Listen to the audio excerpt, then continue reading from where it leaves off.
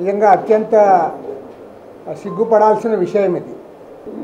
ఇవాళ నీ పార్టీ సభ్యులు ఎంతమంది ఉన్నారు? రాష్ట్రంలో ఉన్న 3,60,00,000 మంది ఓటర్లందరి డేటా కూడా మీరు సేకరించారంటే ఇది మీ పార్టీ డేటా ఏ రకంగా అవుతుంది?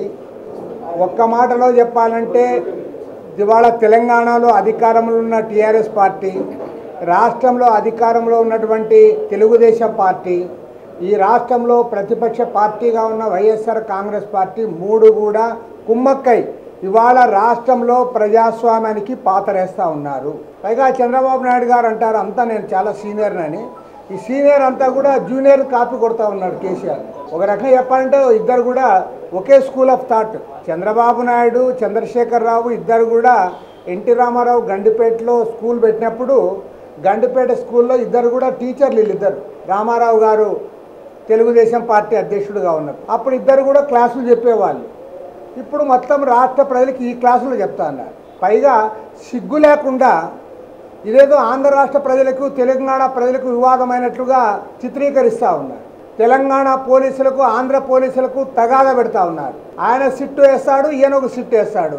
ఇద్దరు కలిసి బార్డర్లో ఏమైనా కొట్లాడుకోవాలన్నా నాకు అర్థమే కాలే.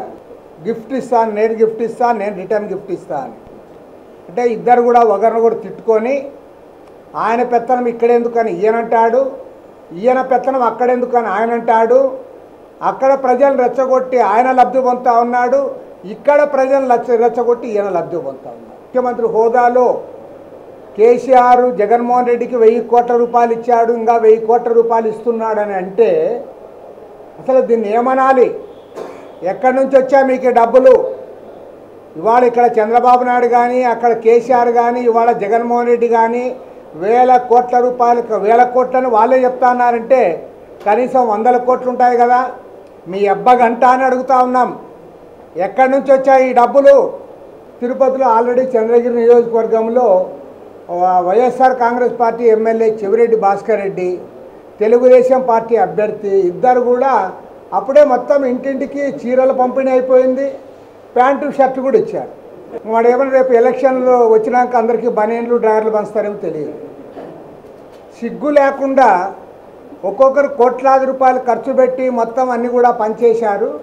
మేము మొన్న పోతే స్కూల్ బ్యాగులు కూడా ఇచ్చారు. స్కూల్ బ్యాగులు, వాచ్లు, మహిళలకి చీర రవిక, మగవాళ్ళకేమో ప్యాంటు షర్టు. ఖచ్చితంగా ఇక్కడ జగన్మోహన్ రెడ్డి చంద్రబాబు నాయుడు ఇద్దరిని ఓడించాలి. కొత్త శక్తులు రాకుండా మళ్ళీ వీళ్ళే వస్తే చంద్రబాబు వచ్చినా జగన్మోహన్ రెడ్డి వచ్చే ఏం తేడా ఉండదు. దోపిడీదారులు కొంతమంది మారిపోతారు. తెలుగుదేశంలో ఉండేవాళ్ళు కాంగ్రెస్ కండువాలు కప్పుకుంటా ఉన్నారు, వైఎస్ఆర్ కాంగ్రెస్వి. వైఎస్ఆర్ కాంగ్రెస్ పార్టీలో ఉండేవాళ్ళు చంద్రబాబు కండువాలు కప్పుతా ఉన్నారు. సిగ్గు లేకుండా మీరంతా కూడా పార్టీని మారుస్తా ఉన్నారు. నిన్న మొన్నటి వరకు వాళ్ళతో తిట్టించుకున్న వాళ్ళని మళ్ళీ ఇప్పుడు పొగిడించుకోవడానికి కండువాలు కప్పుకుంటున్నారు. మనం ఇక్కడ పొగిడిన వాళ్ళు అవతల పోయి తిడుతా అన్నారు. అర్థమే కాలే. ఇదే రాజకీయం అయితే ఇదేం రాజకీయమో, ఎవరికి కావాలి ఈ రాజకీయము? కాబట్టి ఏమంటే ప్రజలు అప్రమత్తంగా ఉండాలి. ఖచ్చితంగా కొత్త రాజకీయాలు రావాలి. జనసేన, సిపిఐ, సిపిఎం ఈ రాష్ట్రంలో కొత్త వ్యక్తుల ద్వారా ముందుకు రావడానికి ప్రయత్నం చేస్తూ ఉన్నాం. దానికి ప్రజలందరూ కూడా ఆలోచించి సహకరించమని కోరుతా ఉన్నాం.